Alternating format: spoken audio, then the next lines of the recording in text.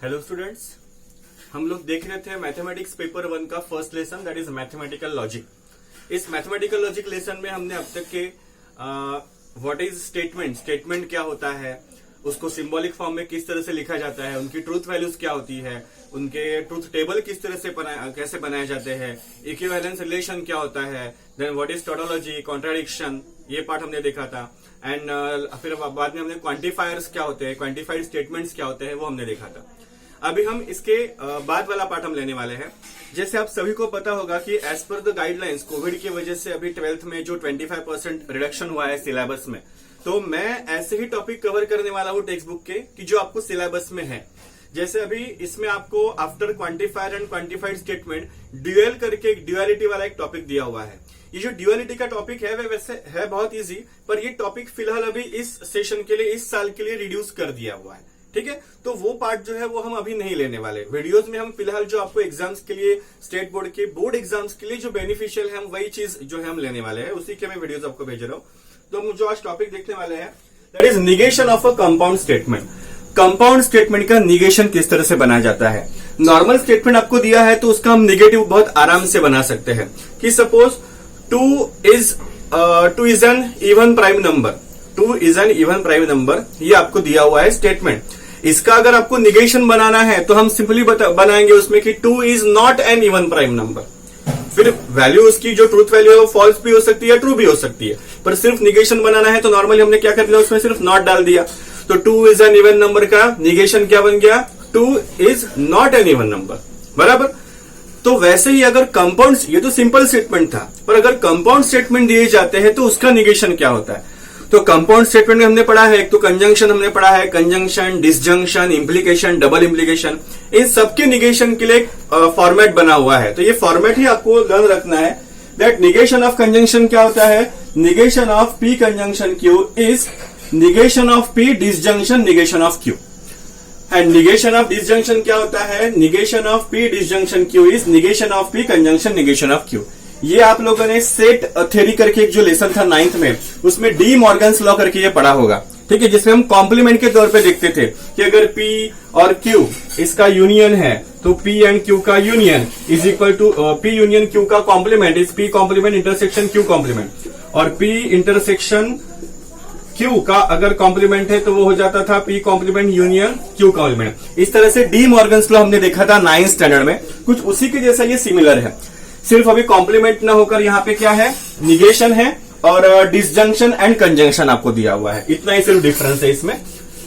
उसके बाद negation of implication जो होता है, negation of P implication Q is P conjunction negation of Q.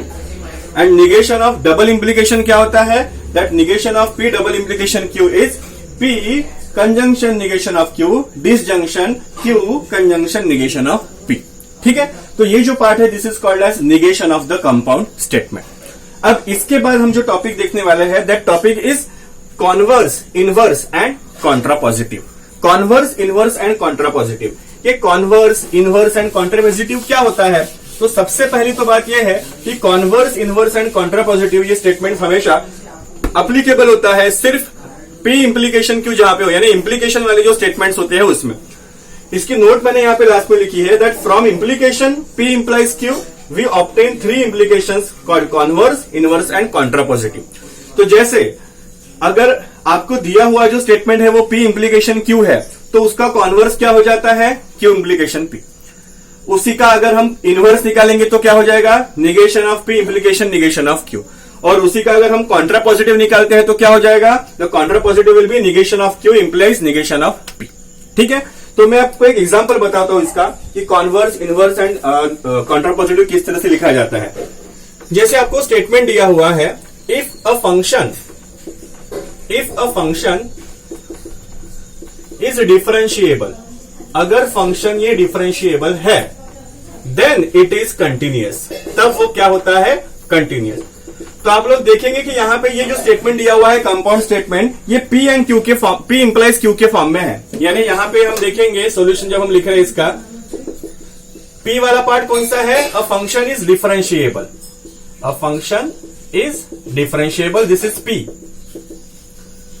और P इंप्लीकेशन Q क्या है इसमें, Q क्या होने वाला है, देन के बाद वाला part that it is continuous, यानी हम लिख सकते हैं अ function is continuous, a function is continuous. दो स्टेटमेंट हमने यहां पे सेपरेट कर लिए हैं कि अ function is differentiable and a function is continuous. अभी इसी का अगर हमको पहले लिखना है कॉन्वर्स, तो कॉन्वर्स कैसे आएगा, हमको ये पता है कि P इंप्लाइज Q का कॉन्वर्स होता है Q इंप्लाइज P, यानी P की जगह Q आएगा और Q की जगह P, यानी कॉन्वर्स ये किस तरह से बदल जाएगा, अभी हो जाएगा कि if a function is continuous, ये Q पहले आ जाएगा, if a function is continuous then it is differentiable, then it is differentiable. अब इसका अगर इनवर्स लिखना है हमको, तो इनवर्स कैसे आएगा, इनवर्स के लिए क्या है, P इंप्लीकेशन Q का इनवर्स होता है negation of P implication negation of P, negation of Q। तो हमको P का पहले निगेशन लेना पड़ेगा, यानी क्या आएगा, if a function is not differentiable, if function is not differentiable then it is not continuous, then it is not continuous, ये हो जाता है इनवर्स। और वही अगर हमको लिखना है इसका कॉन्ट्रापॉजिटिव, तो P इंप्लीकेशन Q का कॉन्ट्रापॉजिटिव क्या होता है, negation of Q implication negation of P, यानी पहले निगेशन ऑफ Q लेना पड़ेगा, तो निगेशन ऑफ Q यानी इसका negative. If a function is not continuous, if a function is not continuous then it is not differentiable, then it is not differentiable। तो इस तरह से कॉन्वर्स, इनवर्स एंड कॉन्ट्रापॉजिटिव ये स्टेटमेंट का लिखा जाता है। ये एप्लीकेबल है सिर्फ इंप्लीकेशन वाले स्टेटमेंट्स के लिए, ठीक है। तो अभी इसके ऊपर बेस्ड आपको एक्सरसाइज नंबर 1.3 जो है, इस 1.3 में क्वेश्चन नंबर 4 दिया हुआ है, जिसमें आपको स्टेटमेंट कुछ दिए हुए हैं, उसका कॉन्वर्स, इनवर्स एंड कॉन्ट्रापॉजिटिव लिखना है। और वैसे ही क्वेश्चन नंबर 3 में आपको निगेशंस लिखने हैं। निगेशंस भी काफी सिंपल है कि जैसे अगर आपको एग्जांपल दिया हुआ है कि if it is cold and raining, तो आप क्या लिखेंगे कि it is not cold and not raining, बराबर।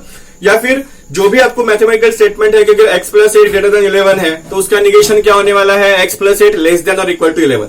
और अगर दिया हुआ है तो उसका निगेशन क्या होने वाला है, एन होने वाला है। तो ये सारे निगेशन जो है, इसके पहले मैंने जो आपको कंपाउंड स्टेटमेंट्स के निगेशन के लॉज बताए थे, रूल्स बताए थे, वो देखते हुए आपको ये कंप्लीट करना है। तो question number 3 and question number 4 जो है ये आप सॉल्व कर सकते हैं। फिर भी अगर लगता है तो मैं क्वेश्चन नंबर 1 और क्वेश्चन नंबर 3 में जो रिमेनिंग जो क्वेश्चन आपको थोड़े से टफ लगेंगे, वो नेक्स्ट वीडियो में जरूर मैं आपको फ्रेम करके भेजूंगा। ओके, तो हम नेक्स्ट टॉपिक में अभी इसका रिमेनिंग पार्ट जो है वो देखने वाले हैं। Thank you.